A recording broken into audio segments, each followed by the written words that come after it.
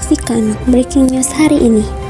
Pemirsa, baru saja kami menerima informasi kondisi literasi di Indonesia semakin bertambah parah. Menurut data UNESCO, minat baca masyarakat Indonesia sangat memprihatinkan, hanya 0,001%, yang artinya dari 1.000 orang Indonesia hanya 1 orang yang rajin membaca. Karena hal inilah negara Indonesia menjadi salah satu negara dengan literasi terendah. Beralih ke informasi selanjutnya.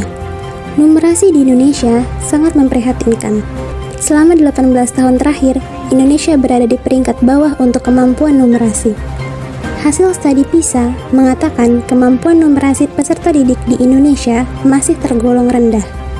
Peserta didik berada pada peringkat 72 dari 79 negara peserta tes. Oleh karena itu, diperlukan adanya solusi untuk meningkatkan kemampuan literasi dan numerasi pada siswa. Demikian berita yang kami sampaikan.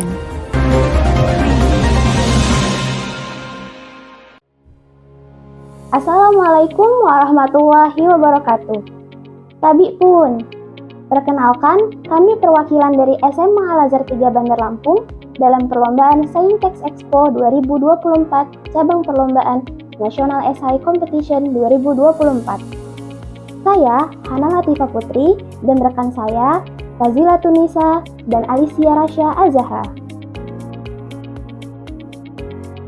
Pada kesempatan kali ini, kami akan mempresentasikan esai kami yang berjudul Utensilin Ular Tangga Cerdas Literasi dan Numerasi sebagai media pembelajaran inovatif dalam upaya mendukung peningkatan literasi dan numerasi pada pelajar.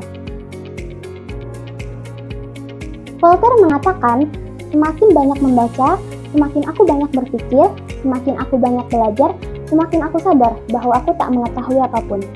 Kutipan tersebut menjelaskan tentang literasi yang akan menimbulkan pola pikir yang kritis dan banyak belajar akan menambahkan wawasan dan menyadarkan bahwa tanpa literasi, manusia tak mengetahui apapun.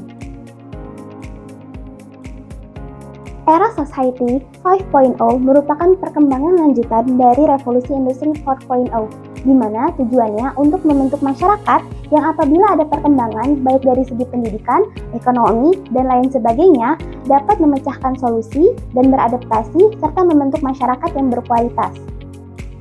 Revolusi Industri 4.0 lebih mengedepankan kepada kemampuan buatan atau kecerdasan buatan, sedangkan era Society 5.0 lebih mengedepankan kepada kemampuan teknologi dan kemanusiaannya.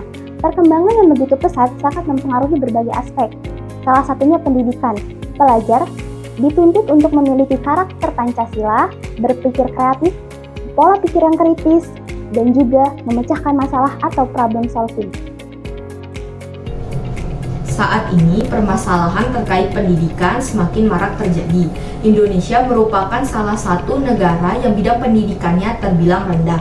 Banyak hal yang menyebabkan rendahnya pendidikan di Indonesia. Salah satunya kurangnya literasi atau minat baca, baik menggunakan buku ataupun literasi digital. Selain kurangnya literasi, ada juga penyebab lain yang mendasari hal tersebut, seperti ketidakfokusan peserta didik dalam menjalani proses pembelajaran. Contohnya, siswa sekolah cenderung malas dalam membaca teks panjang sehingga informasi yang disampaikan di dalam teks tidak dimengerti dengan baik. Faktor yang memengaruhi kurangnya minat literasi. 1. Sarana dan prasarana yang kurang memadai. Masalah ini akan memengaruhi prestasi belajar siswa dan proses pembelajaran dan pengajaran akan mengalami hambatan, seperti siswa tidak akan nyaman dalam menjalani pembelajaran. Pemerintah daerah perlu mengkoordinasikan masalah ini kepada pemerintah pusat. 2. Kurangnya motivasi. Kurangnya motivasi belajar akan menyebabkan turunnya prestasi pada siswa. Jika hal ini terus berlanjut, maka pendidikan di Indonesia tidak akan meningkat. Guru perlu meningkatkan motivasi siswa terhadap pembelajaran dengan menciptakan kondisi pembelajaran yang menyenangkan, menggunakan metode pembelajaran yang bervariasi, dan penggunaan media pembelajaran yang konkret. 3. Kurangnya waktu luang. Apabila ada waktu luang, siswa lebih memilih memainkan telepon genggam pribadi. Dalam hal ini, guru perlu mengajak siswa untuk memanfaatkan waktu luang dengan lebih bermanfaat, seperti membaca buku dan mengerjakan tugas. Isu atau permasalahan terkait literasi penting untuk diangkat, mengingat literasi sangat penting dalam membangun generasi Z yang berkualitas untuk Indonesia Emas tahun 2045. Perihal tersebut dapat dicapai dengan menggunakan model pembelajaran yang tepat.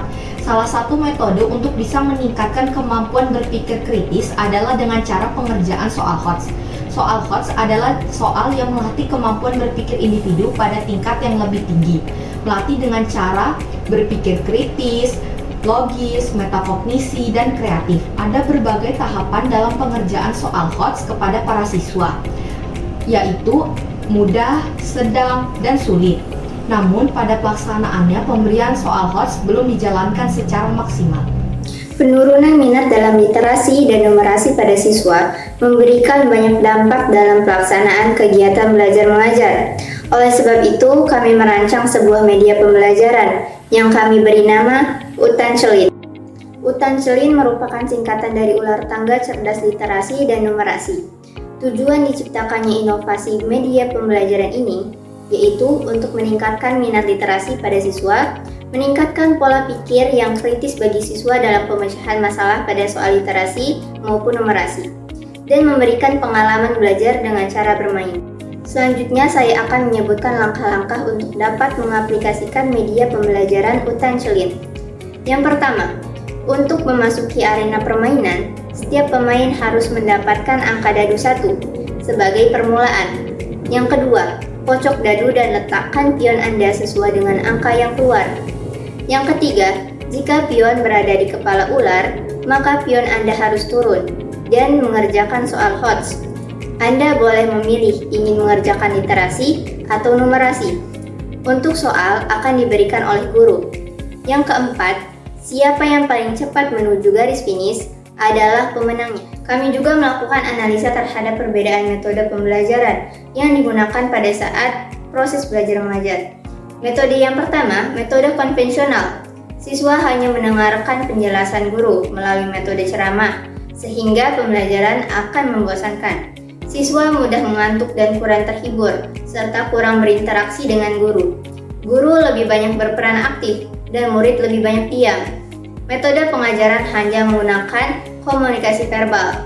Metode yang kedua, metode pembelajaran media Utan Celin. Siswa berperan aktif dalam pembelajaran karena menggunakan metode permainan. Siswa merasa terhibur dan tidak mengantuk karena media pembelajaran menarik perhatian.